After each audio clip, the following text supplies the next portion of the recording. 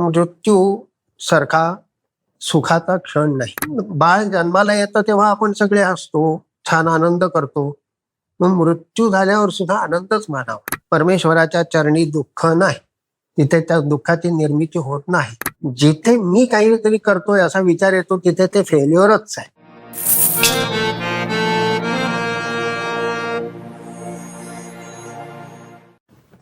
नमस्कार. गप्पा गोष्टी आणि माहितीचा खजिना लुटण्यासाठी पॉडकास्टचं डबोलं या युट्यूब चॅनलवर तुम्हा सगळ्यांचं मनापासून स्वागत आहे. थंबनेल बघून तुम्हाला काहीतरी विचित्र वाटलंय का? पण विचित्र नाहीये याच्यामध्ये काहीच. कारण जसं आपण म्हणतो की जन्म हा जितका साहजिक आहे तितकाच मृत्यू हा सुद्धा साहजिक आहे. तो कसा आणि त्याच्याबद्दलची तत्व काय आहेत, त्याच्याबद्दलचं चिंतन काय सांगतं, याचबद्दल या एपिसोडमध्ये बोलणार आहेत नंदकुमार पटवर्धन. नमस्कार. नमस्कार. मृत्यू या विषयावरती चिंतन करावं असं का मनात आलं? कारण बाकी कोणी करत नाहीत म्हणून. खरं म्हणाल तर हा इतका गहन आहे विषय, आणि ज्याचं भय वाटतं ना त्याच्याबद्दलच चिंतन करावं असं खरं प्रखरपणे वाटलं. की का लोक घाबरतात? असं मृत्यू मृत्यू म्हणजे असं काय आहे म्हणून लोक घाबरतात. आणि मग काय आहे याचा अभ्यास करण्याकरता म्हणून थोडंसं चिंतन केलं. बर, पण मृत्यू म्हणजे नेमकं काय? वैद्यकीय दृष्ट्या शरीरातल्या सर्व जैविक प्रक्रिया थांबणं म्हणजे मृत्यू. पण आपल्याला जे मार्गदर्शक ग्रंथ आपण जे म्हणतो त्यांनी असं सांगितलंय की आपल्याकडे आत्मा अविनाशी आहे, त्याला जन्म नाही, त्याला मृत्यू नाही. आणि मग तो अशा शरीरात राहायला तयार होत नाही, म्हणून मग तो दुसरं शरीर पाहतो. आणि मग जे क्षीण झालेलं शरीर आहे, आजारी झालेलं शरीर आहे, ते सोडून ते एका चांगल्या शरीरामध्ये आपलं वास्तव्य हलवतो. म्हणजे शरीर मृत होतं पण आत्मा दुसरीकडे कुठेतरी आपलं बस्थान बसवतो. आता याही पलीकडे जायचं झालं तर मग हे शाश्वत आहे का? तर नाही. हे चक्र कायम सुरू राहणार. ह्यातनं सुटका कशी? तर या जन्म मरणाच्या फैऱ्यातनं सुटका म्हणजे मग मोक्ष. पण तोपर्यंत हे सुरूच राहतं. आत्मा एका शरीरातून निघून दुसऱ्या शरीरात जाऊन राहतो. देह मात्र मरण पावतो, म्हणून आपण देह ठेवला असं म्हणतो. आपण कोणीतरी मेला, कोणीतरी गेला असं म्हणत नाही. आपण अमुक अमुक ग्रस्तांनी देह ठेवला असं म्हणतो. तर त्याला आपण मृत्यू असं संबोधतो. या तुम्ही ग्रंथांमध्ये ज्या काही संकल्पना सांगितलेल्या आहेत आपल्याला त्याच्याबद्दल सांगितलं, पण तुमचा स्वतःचा मृत्यूकडे बघण्याचा दृष्टिकोन कसा आहे? माझं वैयक्तिक मत, मृत्यू सारखा सुखाचा क्षण नाही मनुष्याच्या आयुष्यामध्ये. अत्यंत आनंदात, म्हणजे 80 वर्षाच्या आयुष्यामध्ये सगळे आनंदाचे क्षण आनंदाने आणि सुखाने जगायचे, आणि हा क्षण मात्र दुःखात घालवायचा हे मला पटत नाही. बर. आणि मग कशासाठी नाही आनंदाचा? त्याच्यामध्ये आनंद नसण्यासारखं काय आहे? 80-85 वर्ष जिथे एखादा मुलगा आपल्या आईवडिलांच्या हातातोंडाशी येतो आणि तिथे त्याचा काहीतरी अपघाती मृत्यू होतो किंवा काही होतं, तिथे दुःख आहे. अगदीच अकाली एखादं काहीतरी झालं तर दुःख आहे. पण 80-85-90 वर्षापर्यंत पूर्ण जे काही आपलं आयुष्यमान ॲव्हरेज धरलेलं आहे ते पूर्ण जगला, हसत खेळत, मुला नातवंडांमध्ये खेळला, फिरला, खाल्ला प्यायला, आणि त्याचा जर एक दिवस त्यांनी देह ठेवला तर याच्यामध्ये दुःखासारखं काही नाही. हा आनंदाचा क्षण आहे.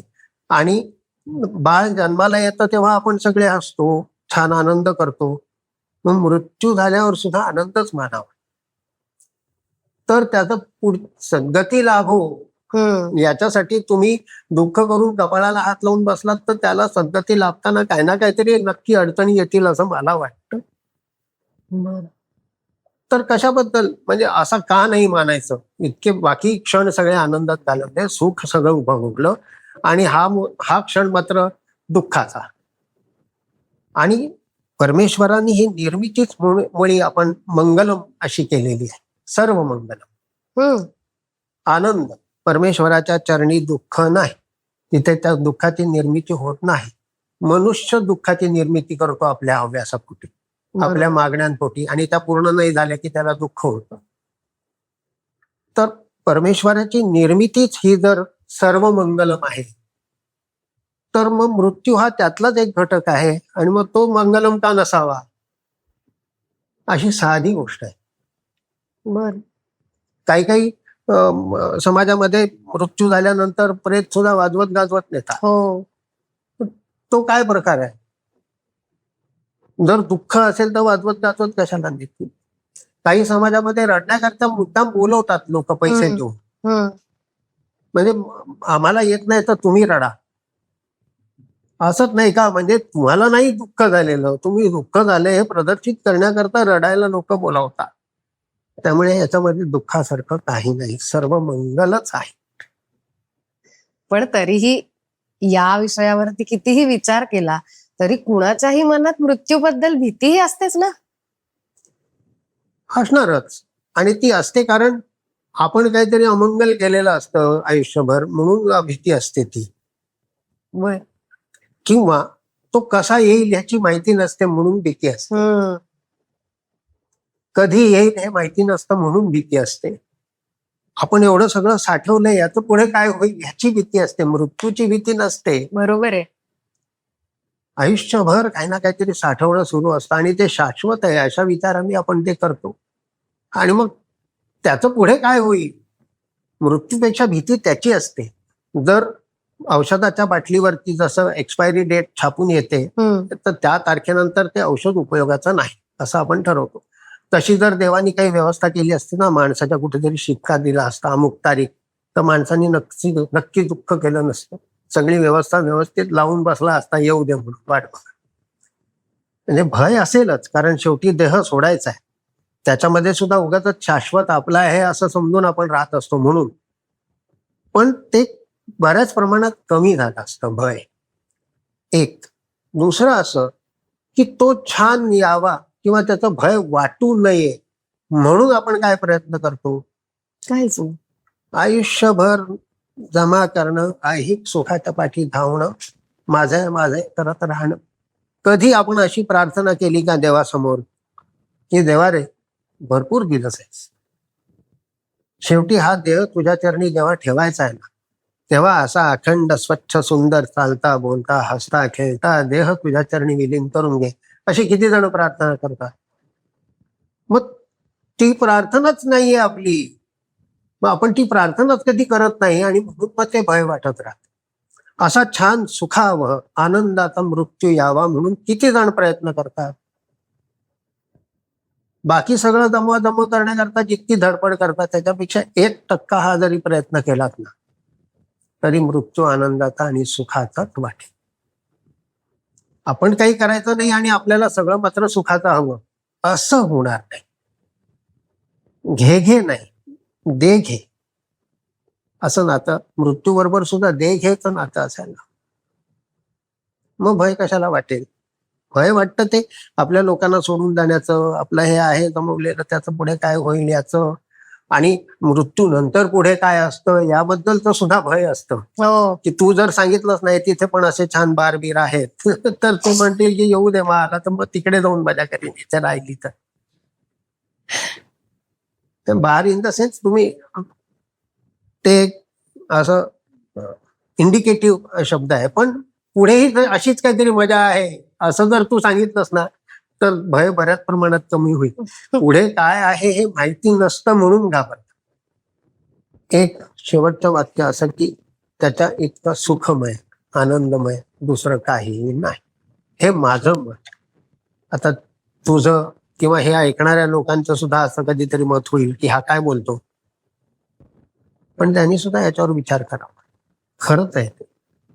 अनेकदा अनेक कलाकार असतात किंवा काही क्षेत्रांमधली जी मंडळी असतात त्यांचं असं असतं की कलाकार जर असतील तर रंगमंचावरती म्हणा किंवा आपण ज्या ठिकाणी काम करतोय तर त्या ठिकाणी ते काम करता करता मृत्यू यायला हवा अशी अनेकांची इच्छा असते.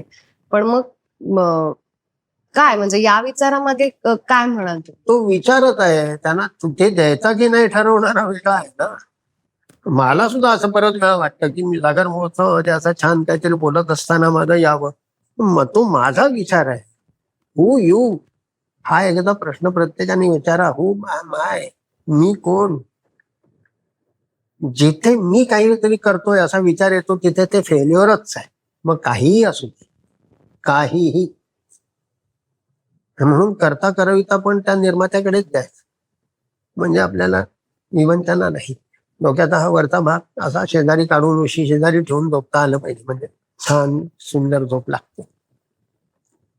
मी मध्यंतरी एकले राहिलो होता का की आपण निजतो म्हणजे काय, ती ध्यान अवस्थाच आहे एक प्रकारची. जर तुम्ही स्वच्छ छान विचार घेऊन जर निजलात तर ती ध्यान अवस्थाच आहे एक प्रकारे. त्या ध्यानात सुद्धा तुम्हाला तुमच्या निर्मात्याचं चिंतन करता जेव्हा येईल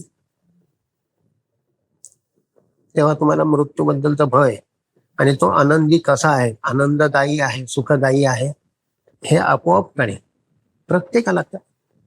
मी आता प्रयत्न करू. रिक्षावाल्याला येताना म्हटलं, बाबा रे असं मला सांग की चांगला मृत्यू यावा म्हणून तू काय करतो? काय नाही म्हणला. इतकं स्वच्छ साधं उत्तर होतं त्याचं. खरंच कोणी त्याचा विचार करत नाही, पण त्याच्या इतकं सुखाचं येण्यासाठी सुखाचं आनंदाचं काम करत राहणं महत्वाचं आहे. आपण जे काही जन्मभर कर्म केलेलं असतं तर मृत्यू हा त्याचा परिणाम आहे का, किंवा त्या कर्माचे रिफ्लेक्सेस या मृत्यूमध्ये दिसतात का? मृत्यू हा कर्माचा का परिणाम नाही, पण मृत्यू कसा येतो हा त्या कर्माचा परिणाम असू शकेल.